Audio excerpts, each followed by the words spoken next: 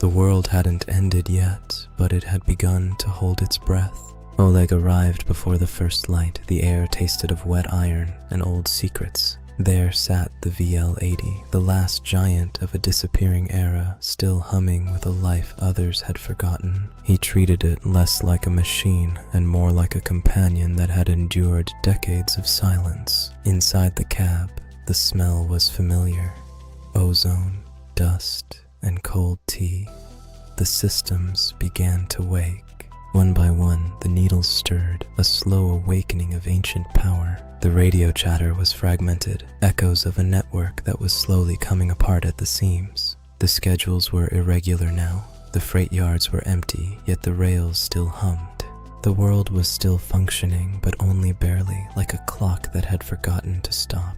He saw the signs. A station clock stopped at 12:14, an announcement repeating a broken sentence. People looked at the train as if it were a ghost. They were waiting for something they couldn't name. The birds knew first.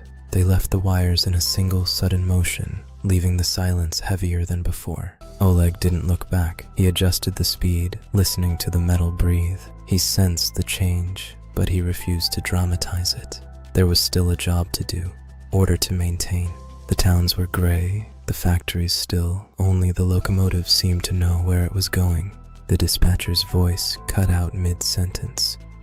Then there was only the hum of the overhead lines. The sky turned the color of cold lead. The light felt thin, as if the sun were moving further away. The electricity felt different, angry, tense, a final surge before the quiet.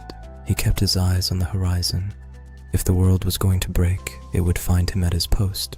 The VL80 moved with a solemn dignity, carrying the last memory of order into the dark.